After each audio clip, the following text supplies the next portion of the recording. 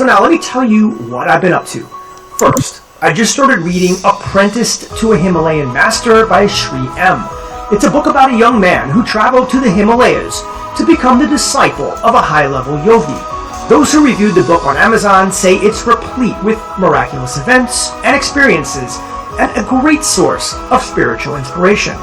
One said that it's in the class of books, such as Autobiography of a Yogi. Now, I don't think any book can ever surpass Yogananda's spiritual classic, as that to me is the #1 all-time best spiritual book ever composed. But if this book by Sri M is just half the value, I would be thrilled. When I'm done with it, I'll consider doing a review of the book on my channel. And there's another thing that I've been wrestling with in my mind, which is a subject that I've not brought up very much on my channel before. It's a very controversial subject, and usually you're either a staunch believer or very much against it. Kind of how people feel about Donald Trump. What am I talking about? I'm talking about Earth.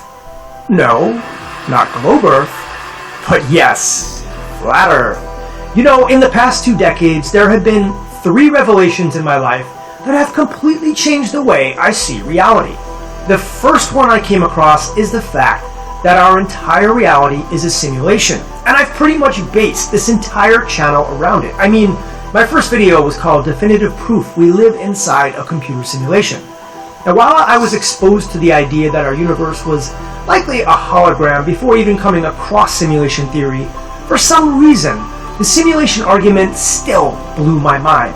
I wanted to know everything I could about it, and that's how I came across Tom Campbell, who I think explains it 100 times better than anyone else I've listened to or read.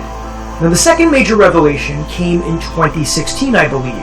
I was listening to the very popular Joe Rogan podcast, and he had on Misha Tate, a female MMA fighter, and at one point he told Misha that some people believe the Earth is flat, and she thought that ridiculous, as did I. But Joe told her there was even an organization called the Flat Earth Society where people all believed in it. At that moment, I did what I always do when hearing some far-out theory. I did some research. So I looked up Flat Earth on YouTube. Yup, YouTube is great for research, and this was before the censorship it imposed, so you could actually see videos where people were pro-Flat Earth. The first one I clicked on was one by a guy named Allegedly Dave, whose channel is dmurphy25, in case you're curious. It was a long video where Dave was speaking on Macedonian national television discussing the basics of Flat Earth. I thought, great, I can't wait to hear the arguments this guy has. This is going to be rich. But as Dave was speaking and going through his points, my jaw started to drop. And after a few minutes, I was asking myself if Flat Earth could be true. Each point he made was a small aha moment, and one even explained something I had been confused about for a very long time. And that is, why when I used to fly from New York to Thailand, did the plane always have to stop over in Alaska? It just didn't make sense. But when you look at New York and Thailand on the Flat Earth map, and draw a line from one location to another, you can see it goes right over Alaska. Now, I didn't drop everything and become a flat earther after watching this one video, but some of the other interesting points Dave made is the fact that if we all live on a ball Earth, then water has to be curving, which fundamentally we know can't happen. I mean, we've never seen it happen. This is because there is a particular formula based on the size of the Earth that shows the Earth curves about 8 inches every mile. The next thing that popped out at me was that the United Nations doesn't allow anyone to visit Antarctica, and the UN's own logo is a map of, guess what? The flat Earth. I know. The last point I'll mention is one that I just can't help coming back to over and over. If the Earth actually curves the way it's supposed to, how can we actually see land masses and cities 30, 50, or even 100 miles in the distance? According to the formula I mentioned, there would be so much curvature at just 50 miles that it should be 1,473 feet below the horizon. Anyone can do the math by using the simple formula, but I double-checked myself at OmniCalculator.com, which actually has an Earth curvature calculator.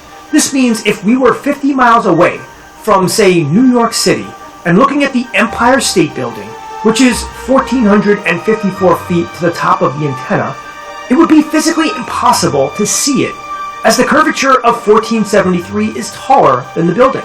But you can see the Empire State Building perfectly, clearly, and from a long distance away. And here, take a look at this. It's an image from the shore of Lake Michigan, showing the Chicago skyline 50 miles away. And you can see there doesn't appear to be any of it curving over the horizon. You can even make out the shorter buildings.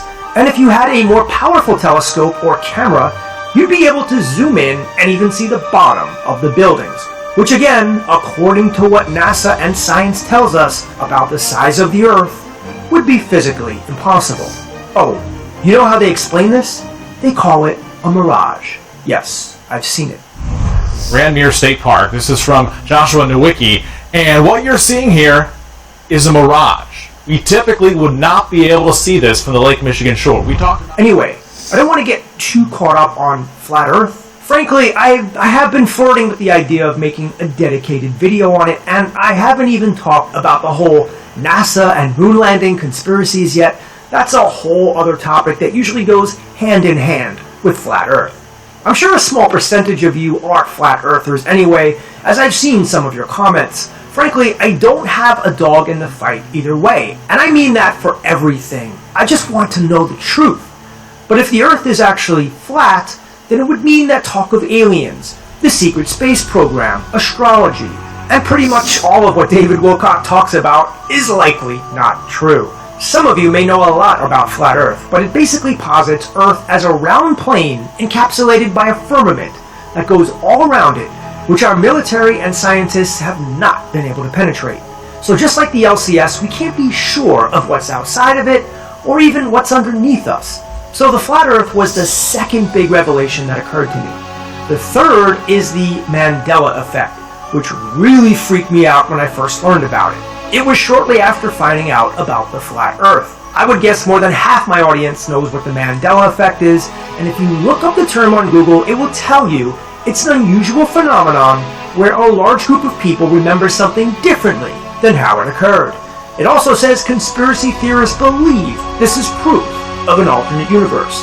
From what I see, the Mandela effect has changed not only the events of history, but geographic locations, movies, TV shows, animals, and even significant landmarks, and yes, also our bodies. One of my favorite Mandela effects is the Great Wall of China.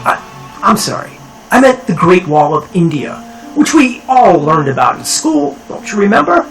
Google tells us it's the second longest wall in the world, and I bet if you ask 100 people on the street, 99 of them would probably have no idea about the Great Wall of India. Oh my. And there are thousands of other Mandela effects with people finding new ones all the time. And if you want to know more about Mandela effects, I made a few videos on them. But I recommend watching the one I made called Is This What's Causing the Mandela Effect that I posted last year. So there you have it. The 3 great revelations of my life, all of which took place in the last 12 years or so. I would again hesitate to call these personal revelations. They're more like revelations in the quest for truth. Again, I'm not here to take sides and persuade you to join one side or the other. I'm just always searching for the truth. I'm a life past 7. It's just my nature. That's why I started this channel. And I just frankly want to know. Look, I'm fairly certain we live in a simulation. I'm 99.9% sure. I'm also fairly certain the Mandela effect is real and things have actually changed. It's not just the result of poor memory. As for flat Earth, the jury is still out for me. I've been wavering back and forth since I learned about it about 5 years ago, but I've never quite talked about it this candidly on my channel before. Guys, I know some of you might think it's bro science, but if you listen to the videos I've been watching, they all but put a nail in the coffin of a globe Earth reality. It's that convincing.